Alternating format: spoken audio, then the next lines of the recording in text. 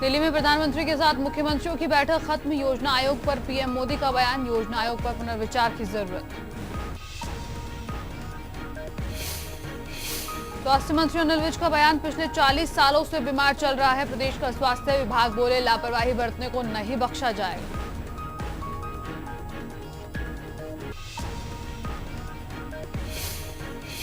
नियुक्ति पत्र की मांग को लेकर प्रदेश के नव चयनित जेबीटी टीचर्स फिर से धरने पर। अनिल विज से मुलाकात करने पहुंचे थे टीचर्स, मुलाकात न होने पर बैठे धरने पर।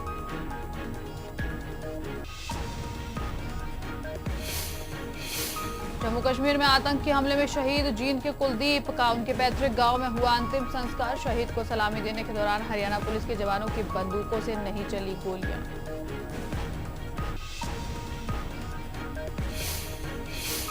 गोहाना में 4th ग्रेड कर्मचारियों का प्रदर्शन, 83वें दिन भी जारी। मेडिकल कॉलेज से हटाए गए थे कर्मचारी।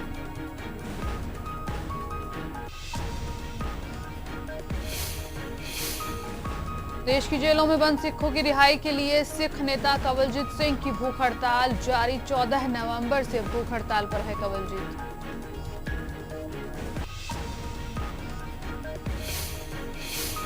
बेरी के बहराना गांव के सरपंच के घर से पुलिस ने अवैध हथियार किए बरामद। पुलिस ने 2 गन, 6 देसी कट्टे और भारी संख्या में गोलियां की बरामद।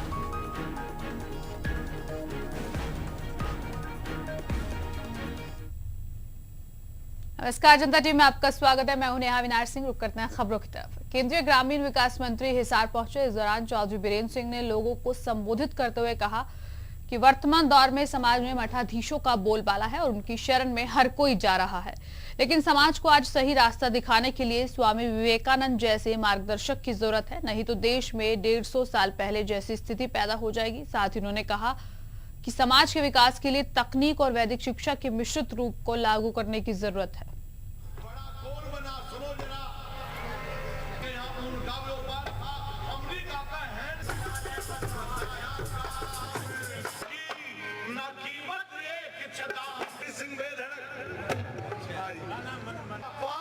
का दान को दे दीजिए। क्या लिखे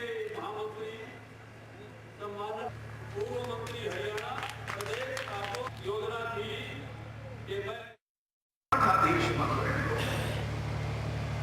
अनेक प्रकार से जिस बात के लिए आज समाज ने संघर्ष किया,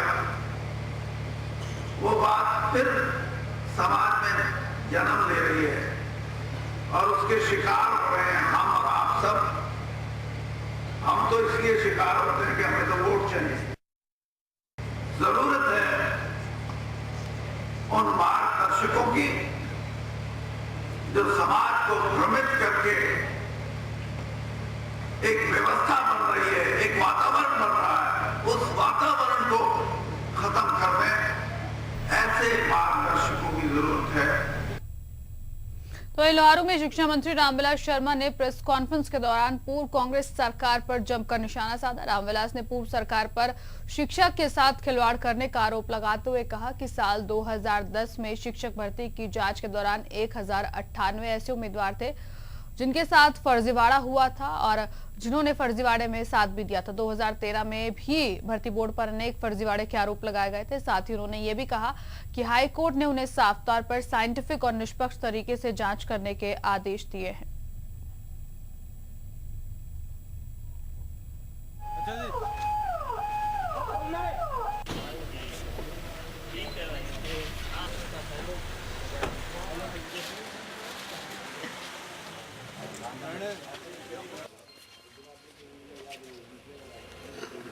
बैंक में सरकारी नौकरी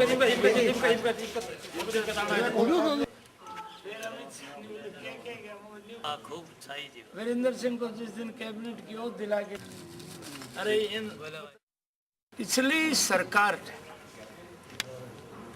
2010 में एक अध्यापकों की सिलेक्शन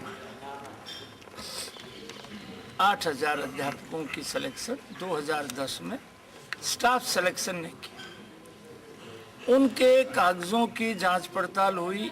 1058 ऐसे डॉक्यूमेंट्स पाए गए जिनमें अंगूठा नहीं मिलता, पैर की जगह हाथ की जगह पैर का मिलता है, हस्ताक्षर ओरिजिनल जो एप्लीकेशन फॉर्म है उसमें जो हस्ताक्षर है, परीक्षा में जब बैठे हस्ताक्षर वो नहीं मिलते, एक्सपीरियंस सर्टिफिकेट है, जिस संस्था से एक्सपीरियंस लेके आए वो संस्था नहीं मिली, और 2013 में जो एजुकेशन बोर्ड बनाया इस सरकार ने, वो इतना फर्जीवाड़ा कर गया कि हाई कोर्ट ने हमको आदेश दिया कि भाई एक साइंटिफिक वेरिफिकेशन इन डॉक्यूमेंट्स का करिए। मैं जिस भी बस अड्डे पर जाता हूँ वहाँ स्वच्छता को देखते हैं। पानीपत में तो हमारी महिला विधायक है रोहिता रेवड़ी, उसको ले गया कि भाई महिला शौचालय देखो। आप 10 दिन के बाद एक बार आप देखेंगे बस अड्डों पर ये शौचालय की जो सुविधा है, साफ सफाई की जो है, उसमें आप 10 दिन के बाद एक बार कोई भी, चाहे गांव का बस अड्डा है चाहे शहर का बस अड्डा है, उस पर आपको एक परिवर्तन लगेगा। जैसे प्राइम मिनिस्टर का स्वच्छता अभियान 2 अक्टूबर को शुरू हुआ, बस अड्डों पर भी लगेगा, विद्यालय के प्रांगण में भी लगेगा, तो जल्दी उसका उद्घाटन करें।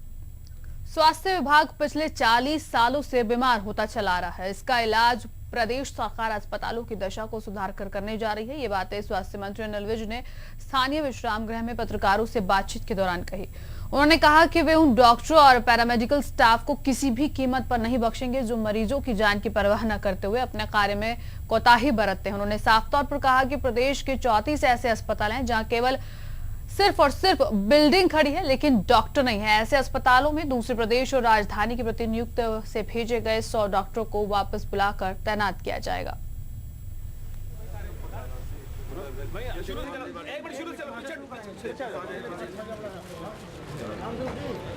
क्या करें बताओ, सही नहीं।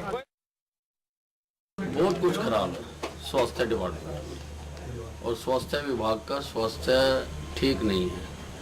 तो इन सारी चीज़ों को हम प्रायोरिटी वाइज एक एक चीज़ को ठीक करने का प्रयास कर रहे हैं। केवल यही अस्पताल नहीं है, प्रदेश में 34 अस्पताल ऐसे हैं जहां पर पिछले लंबे समय से एक भी डॉक्टर नहीं है, और बाकी अस्पतालों में भी PHCs में भी हालात बहुत ख़राब है। हमने उसको दुरुस्त करने का काम शुरू किया है।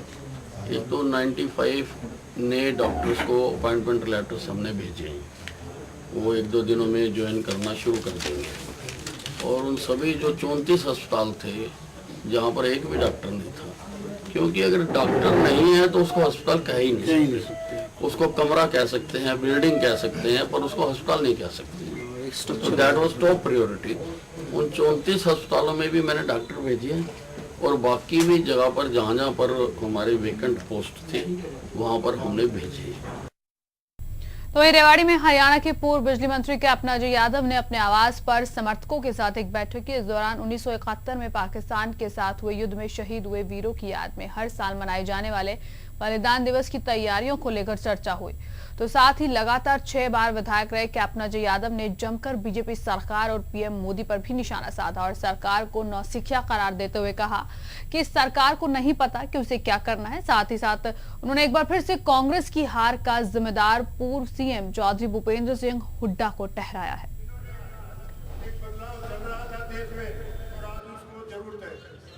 इस इलाके को जरूरत है, ये इलाके में कि अभी जो हमें और बाकी जैसे आपको एक ऐसा दिखा, किसानों के साथ उनको छल लिया है। लोगों ने बड़े चाव से वोट दी थी बीजेपी को, और कई ऐसे गांव हैं जहां कुल 40 लाख रुपए दिए हैं, और कुछ गांव ऐसे हैं जहां 1 करोड़ 60 लाख रुपए दिए हैं। तो ये जो फर्क किया गया है ये गलत है। सबको बराबर का मुआवजा मिलना चाहिए।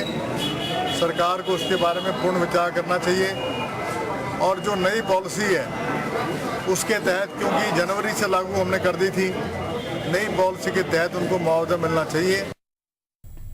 तो ये हरियाणा के नव चयनित जेबीटी अध्यापक अपनी नियुक्ति पत्र की मांग को लेकर फिर से धरने पर बैठ गए हैं। अम्बाला में कैबिनेट मंत्री अनिल विज को ज्ञापन देने पहुंचे जेबीटी अध्यापकों की जब अनिल विज से मुलाकात नहीं हो पाई तो अनिल विज के घर के बाहर ही ये लोग धरने पर बैठ गए। आपको बता दें कि नव चयनित 9,870 जेबीटी अध्यापक अपने ज्वाइनिंग लेटर की मांग को लेकर कई बार प्रदर्शन कर चुके हैं। वहीं प्रदर्शनकारियों को लेकर जिला पुलिस ने कानून व्यवस्था को बनाए रखने के लिए पुख्ता इंतजाम कर रखे हैं।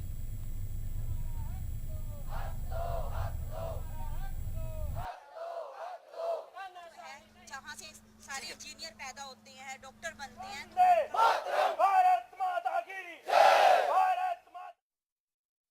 हमारी मांग सिर्फ एक है कि जो पिछली सरकार के टाइम में 15 अगस्त 2014 को 9870 जेबीटी का रिजल्ट घोषित हो चुका है, लेकिन उसके 4 महीने बीत जाने के बाद भी हमको ज्वाइनिंग नहीं मिली है।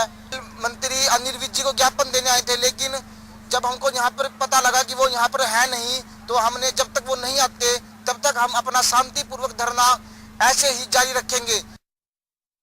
जेबीटी टीचर है 9870, तो इनकी जो अपने पिछली सरकार ने सिलेक्शन कर दी थी, अभी अपने ज्वाइनिंग के बारे में इन्होंने शांतिपूरी अपने ये बैठे हैं, ये विज्ञापन देना चाहते हैं मंत्री जी को। मंत्री जी आज आउट ऑफ स्टेशन है, तो अपने मंत्री जी के भाई या पीए जो भी हैं जिनको ये देना चाहते हैं, हम इनका विज्ञापन शांतिपूरी बैठे हैं, शांतिपूरी। जम्मू कश्मीर में आतंकी हमले में शहीद हुए जींद के कुलदीप का आज उनके पैतृक गांव में अंतिम संस्कार किया गया, लेकिन अंतिम संस्कार के दौरान हरियाणा पुलिस के जवान अपनी बंदूक को लोड नहीं कर पाए, जिससे शहीद को सलामी ही नहीं मिल पाई। वहीं इस मामले में जींद के डीजी ने संज्ञान लेते हुए कहा कि जवान बिना तैयारी के गए होंगे। इस बारे में संबंधित इंचार्ज से जब जवाब मांगा जाएगा और कड़ी से कड़ी कार्रवाई भी होगी, और साथ ही इस मामले में एसपी से बात करेंगे। वहीं शहीद की पत्नी ने कहा कि उन्हें अपने पति पर गर्व है और अपने बेटे को भी देश की सेवा के लिए तैयार करेंगी।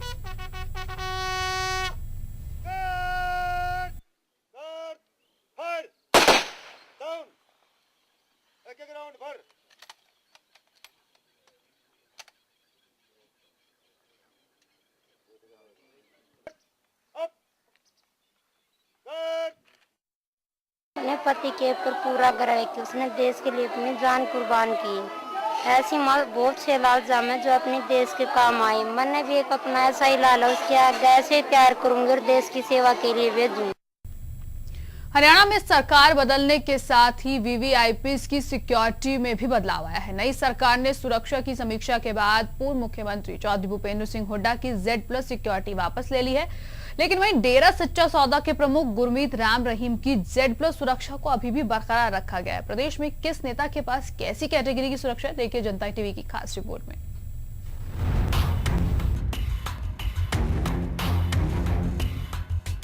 प्रदेश की सत्ता में आए फेरबदल के बाद वीवीआईपीज की सिक्योरिटी में भी बदलाव आ गया है। नई सरकार ने सुरक्षा की समीक्षा के बाद पूर्व मुख्यमंत्री भूपेंद्र हुड्डा की Z+ सिक्योरिटी वापस ले ली है। अब उन्हें Y कैटेगरी की सुरक्षा दी गई है। वहीं रणदीप सुरजेवाला को भी जेट की जगह Y सिक्योरिटी में रखा गया है। हरियाणा के मुख्यमंत्री मनोहर लाल खट्टर, राज्यपाल कप्तान सिंह सोलंकी को Z+ सिक्योरिटी दी गई है। इनके अलावा डेरा सच्चा सौदा के प्रमुख गुरमीत राम रहीम को Z+ सिक्योरिटी दी गई है। हुड्डा सरकार में 2007 में डेरा प्रमुख को ये सुरक्षा मिली थी, जिसे खट्टर सरकार ने बरकरार रखा है। Z+ सुरक्षा के तहत किसी भी वीआईपी को 36 सुरक्षा कर्मी मुहैया कराए जाते हैं। इसमें 2 पायलट, 1 एस्कॉर्ट गाड़ी रहती है। हर गाड़ी में चालक समेत 4 जवान तैनात रहते हैं। इसी तरह 2 PSO, 1 हवलदार या ASI और 4 सिपाहियों की गार्ड सुरक्षा में तैनात की जाती है। इन सभी को मिलाकर 36 सुरक्षा कर्मी 24 घंटे तैनात रहते हैं। हरियाणा में हरियाणा पुलिस के कमांडो सुरक्षा में तैनात किए गए हैं। सीएम के बेड़े में जेमर गाड़ी, ऑपरेटर और ड्राइवर के अलावा 2 एस्कॉर्ट गाड़ियां भी होती हैं।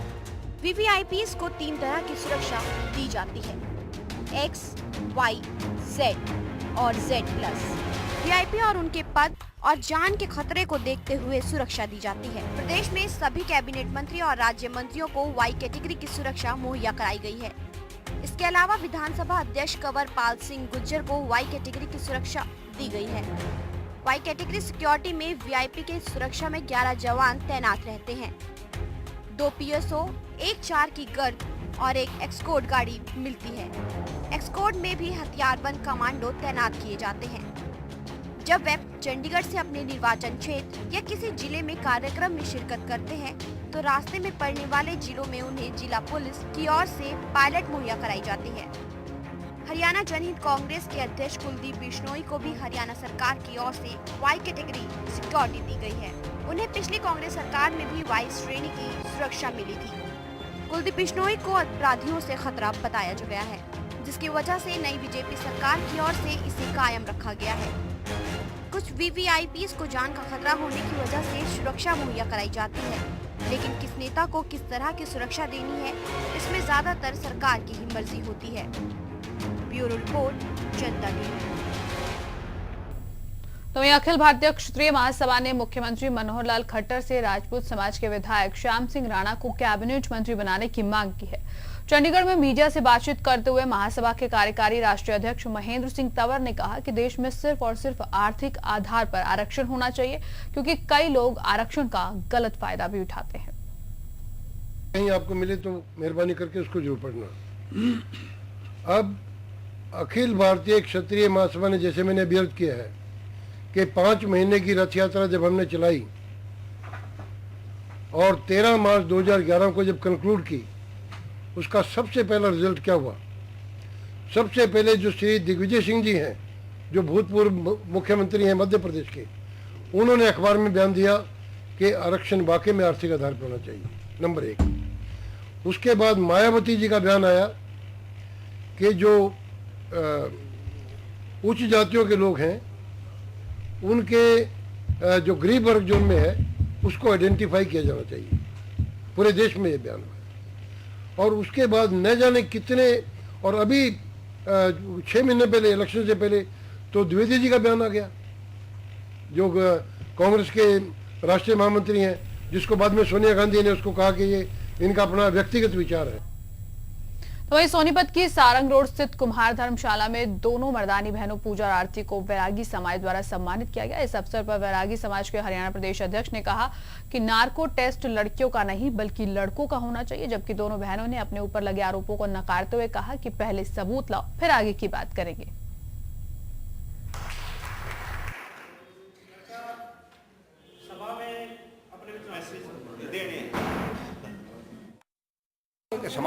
सामाजिक स्तर पे जो है ना इनका सम्मान होना चाहिए, इसमें कोई दुराई नहीं, क्योंकि बहादुर बच्चियों ने बहादुर काम किया है, इसलिए जो है ना सभी संगठन जो है ना मजबूत होकर के यहाँ जो है ना इनका सम्मान कर रहे हैं। ये तो नारी जाति की बात है, नारी जाति के सम्मान की बात है। वो तो नारी तो सभी समाजों में जाती, सभी समाजों की नारियाँ हैं, सभी समाजों से जो है ना नारी जुड़ करके जो है ना ये काम हो रहा है। किसी एक विशेष जाति की कोई लड़कियां नहीं है ये समाज, ये नारी समाज का सम्मान है और पूरे हिंदुस्तान में नारी समाज की बात है ये। अगर लाइट डिटेक्टिव चाहती है सरकार या कोई और नार्को टेस्ट, तो वो जो है ना सबसे पहले एक्यूट जो है, जो बच्चे जिनके साथ ये प्रकरण हुआ, जो जांच में गए हुए हैं, सबसे पहले उनका। गुड़गांव के एक निजी स्कूल में वार्षिक खेल उत्सव के दौरान बॉक्सिंग में ओलंपिक पदक विजेता मैरी कॉम पहुंची। मैरी कॉम ने बताया कि उन्होंने केंद्र सरकार से बॉक्सिंग एकेडमी के लिए जमीन की मांग की है, ताकि बॉक्सिंग के लिए खिलाड़ियों को तैयार किया जा सके। साथ ही साथ मैरी कॉम ने कहा कि अब उनकी नजर अगली अंतर्राष्ट्रीय प्रतियोगिताओं पर है।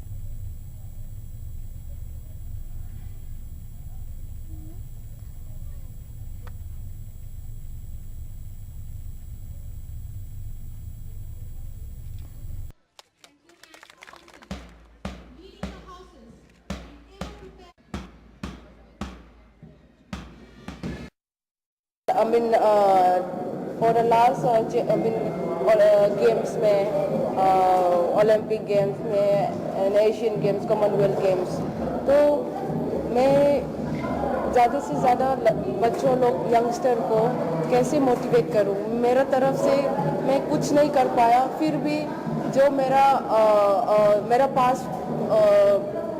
पास वही है, उनको मोटिवेट करना और ज़्यादा से ज़्यादा मेरे से इंस्पायर होके और गेम्स में आए।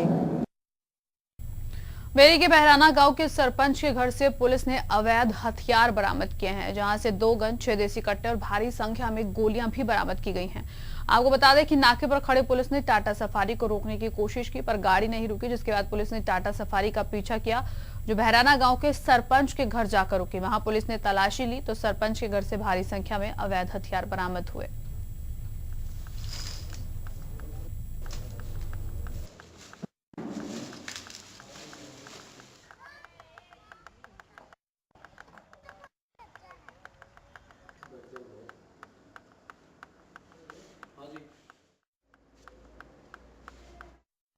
हमने रुकने का इशारा किया, वो रुकी नहीं, जान से मारने की नीयत से पुलिस पार्टी पर चढ़ाने की। अच्छा। हमने अपना बचाव किया और उसके पीछे गाड़ी लगाई, और शायद पीछे से निकल के भागा। हम एक कमरे में गए तो उस बेड के ऊपर एक बैग रखा था काला, और एक राइफल और 2 डोगा गन डबल बैग में। अच्छा जी।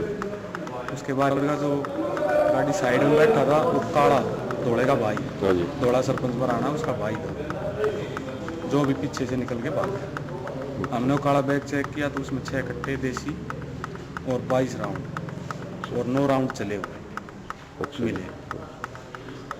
कितने लोगों के खिलाफ मामला दर्ज किया सर? 3 लोगों के खिलाफ मामला दर्ज किया है।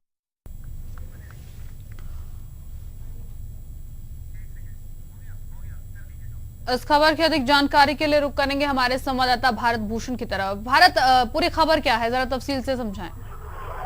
नया ये बेरी के बराना गांव की घटना है। यहाँ पर पुलिस को सूचना में पुलिस ने नाका लगा रखा था। उसी दौरान एक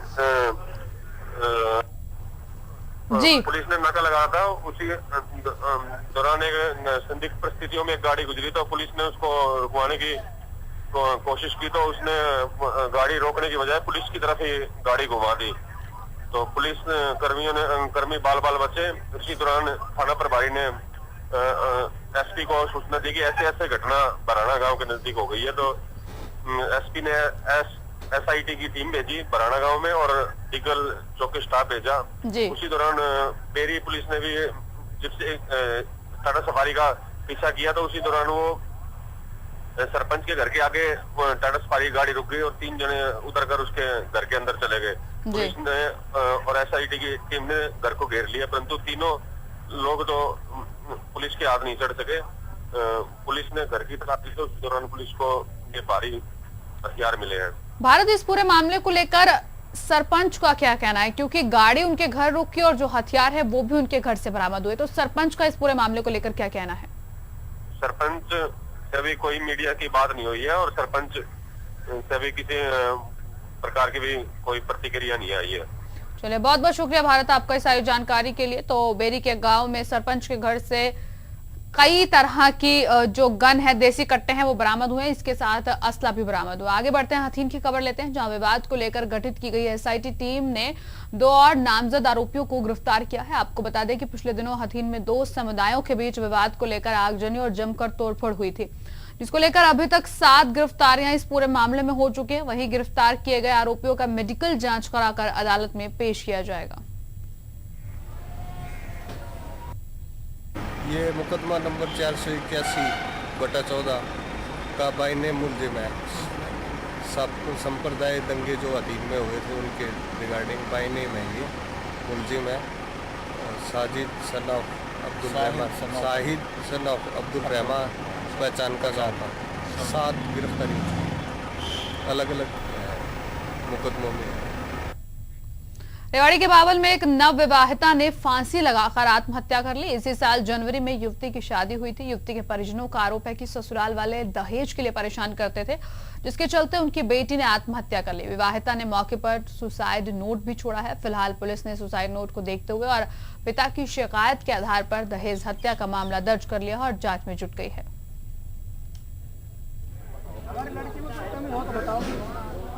एक तो पुरुष का लटका थी।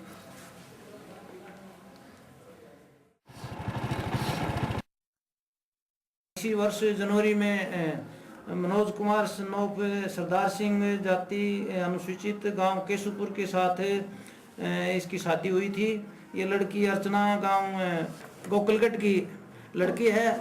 रात को ही जो है लड़की पंखे से लटकी हुई, जिसने अपने चुन्नी से जो है फंदा बनाकर और पंखे से लटकी हुई परिवार वालों को मिली, जो जिन्होंने जो है चुन्नी को